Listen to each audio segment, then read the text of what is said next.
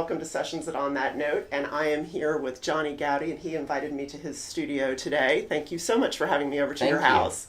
Thank you very much. It turns out I'm agoraphobic, and now I won't go anywhere, so I just stay in this room. Well, this is a nice, cozy room. Thank you. Apparently, it is.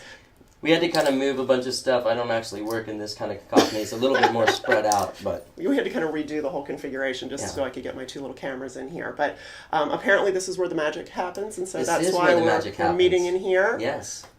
This is where I do...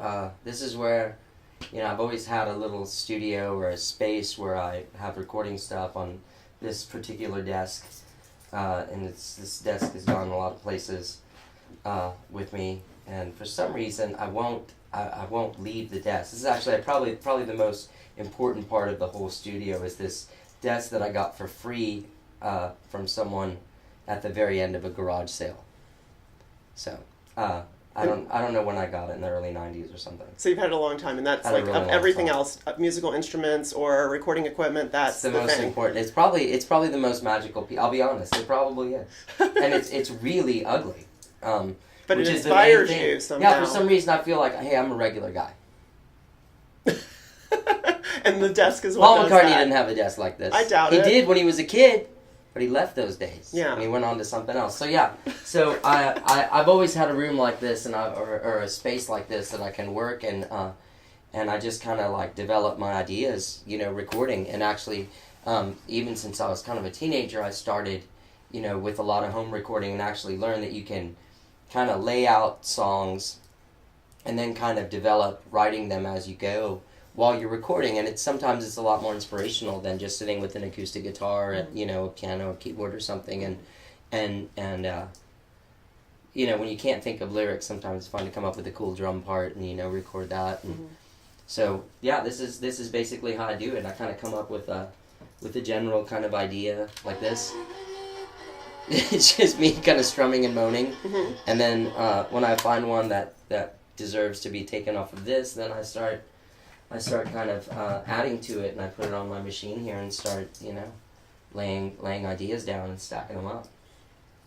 So, and I guess everybody has a different process, and probably trying different processes helps with the creative. It totally process, does, because this kind of opens you up to actually kind of feel how the song is going to turn out when it's finished, with drums and bass and, different keyboards and different guitars and stuff.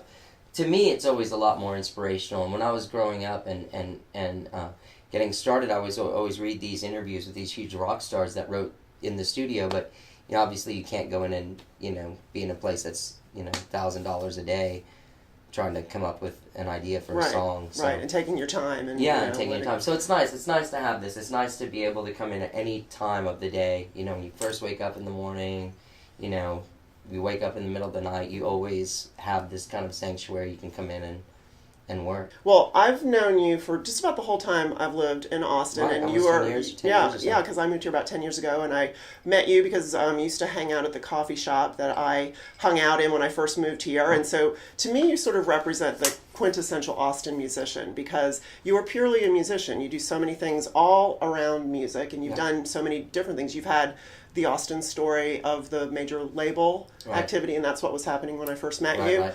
And you've done all sorts of other creative things in terms of playing with other people, and now in Skyrocket. So, let's start at the beginning. How did you get started playing music? It started early on. My mom was very, very, very pushed me very much to be artistic and always wanted to develop my creative side and so I was always around musicians growing up, and that's one thing about becoming a professional musician. Even if you don't end up being a rock star, a full-blown Paul McCartney level guy, I always knew people that worked in music. They weren't the most famous people you ever met in your life, but they were functioning members of this musical society that were part of this industry, And so I could always see like a realistic life, not just like, oh, it's, I'm going to be flying in jets and, whatever. I always knew, there's working musicians, and my mom had me taking guitar lessons when I was about 12, and then when I was 13, I was in Miami visiting my dad, and I went to a Cheap Trick concert, and you know, a girl wanted to sleep with Robin Zander that was with us. I was 13, she was 16, so she was like, I love anyone who plays guitar, and literally my response was, like, I didn't even think about it. Like, I didn't care about guitar at all until that second. I was like, wait a minute. I play guitar. What's up? You know? And so... And then you made it happen, you know? And then, well, then my mom had this great friend who's married to this amazing producer and musician who, here in town, owns the Congress House. His name's Mark Hallman. I don't know if you know him, but Yeah, I don't know him. He does a lot of big, you know, work. And at the time, he was playing guitar with Dan Fogelberg, and it was at the height of it. It was like, you know, Longer, you know, and all that was out. And he was also producing Carole King at the time, and being a sideman with her. He also had his own band, and my mom introduced me to him. He was a lot older than me. I was like, you know, 13 when I met him. But he was a working musician. You know, he had his own band and wrote his own songs, and he produced these records for these people and toured, you know, with this guy. And you know, at the time I was acting as well, and I remember him, it's real weird, these little things that happen to you that are such significant changes. And I was torn. Obviously, I loved the chicks and the music, and I liked music, obviously. I love music. You know, I was raised around music, and, you know, so I was acting a lot as well, but I liked acting a lot more. For some reason, it was easier for me at the time because I didn't have the daunting task of learning how to play an instrument. I just had to pretend to be someone else, and I could totally do that, like, no problem. But I remember talking to Mark Hallman at the ripe old age of 13 at the Renaissance Festival where my mom owned a booth. And I'm assuming that here's a man who's like 30 in a pair of tights talking to a 13-year-old kid in a pair of tights too. And I remember him saying to me, like, you know, you gotta play music. You don't want to act. What are you going to do when you're alone?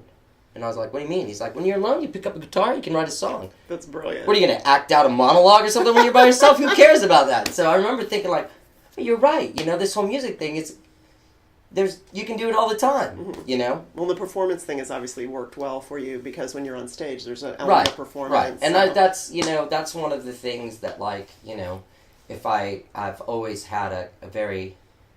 I don't know what it is. I'm just a natural sort of ham person, but I feel I never am intimidated by being on stage. I'm never intimidated by having to say something to, you know, a lot of people. In fact, I love doing it. It just makes me laugh, and it's fun. So. And you do that quite well with Skyrocket because you're often like on the microphone saying funny things to the crowd. And I think that's one of many reasons why people love Skyrocket.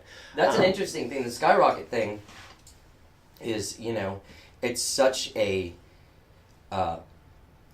people that have such strengths all coming together for a common purpose, and we work around each other. You know, we work to each other's strengths.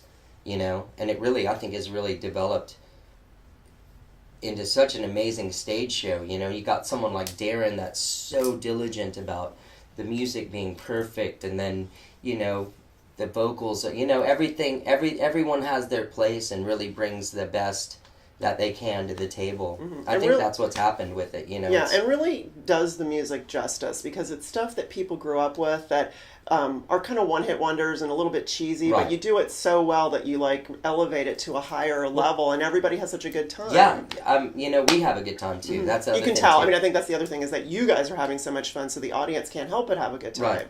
So that was a brilliant idea because I think a lot of people make cover bands and they try to make money off of it, but they don't do what you guys are doing. Yeah, this isn't a cover band like, oh, let's do a bunch of Stone songs we just have to rehearse once. I mean, we have been working on this for years, you know. So yeah, Skyrocket has been a great thing, and you know, honestly, you know, to be able to get into a band where you can really make a good living, you know, I make a better living in Skyrocket than I did as a signed artist on a major label. But I think, like, all the things that you did up until this point had you prepared to be in a band like Skyrocket, where you can collaborate with all these other great musicians, you can still do your own thing. And so I think that's what's really special about it, is that, like, you've got all these personalities that come together and make this awesome thing and then go off and do their separate things. And I mean, it works at so many levels, too. You know, many it's levels. Like, you know, when I'm making a record and I'm in the middle of working on it, I have 6 people that I can just totally throw stuff out, and they'll give me great, feedback and stuff like on all levels. And being in Skyrocket has made me a lot better at preparing a band for a show. Like I'm a lot, I've learned from being in that group of people, gotten some Certainly. strengths, Right.